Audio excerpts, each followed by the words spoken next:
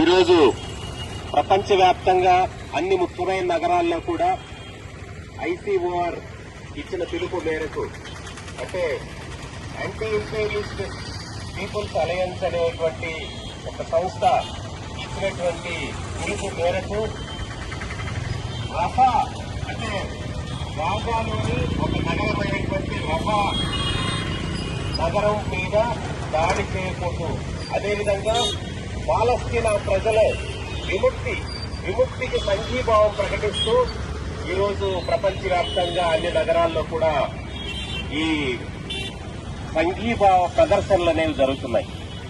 అందులో భాగంగా దేశంలోని ప్రధానమైన అన్ని నగరాల్లో కూడా socialist unity centre of India communist party ఈ ప్రదర్శనలు చేపట్టింది. ఈరోజు ఎందుకు మనం పాలస్తీనా ప్రజల యొక్క పోరాటానికి మద్దతు ఇవ్వాలి, ఎందుకు పాలస్తీనా ప్రజల యొక్క విముక్తి కావాలి అని మనమందరూ కూడా కోరుకోవాలి అంటే, ప్రపంచంలో ఏదైనా అత్యంత ఘోరమైన అణచివేత కింద, అత్యంత ఘోరమైన ఆక్రమణ కింద, ఎలాంటి స్వతంత్రము హక్కులు లేకుండా అన్ని రకాలైనటువంటి అణచివేతలకు గురవుతున్నారంటే అది పాలస్తీనా ప్రజలే. కాబట్టి ఈ పాలస్తీనా ప్రజలు తమ సొంత దేశంలోనే తమే ఆక్రమణకు గురై ఇజ్రాయెల్ యొక్క డామినేషన్ కింద, ఆధిపత్యం కింద ఇది చాలా నలిగిపోతుంది. ఈ రకమైనటువంటి తమ స్వతంత్రం కావాలి, తమ భూభాగాన్ని తమకు అప్పగించాలి, తమకు ఒక స్వతంత్ర దేశం అనేది ఉండాలి అని పాలస్తీనా ప్రజలు 1948 నుంచి కూడా ఈ పోరాటం చేస్తున్నారు.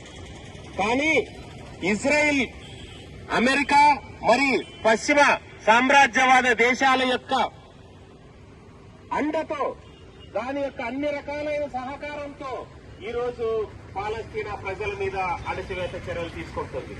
పాలస్తీనా ప్రజల విముక్తికి ఇది అడ్డంకిగా తయారైంది.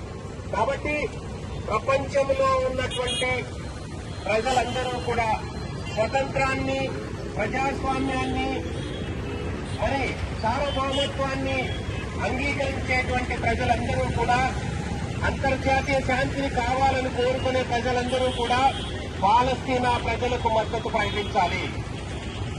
ఈరోజు ఒకనాడు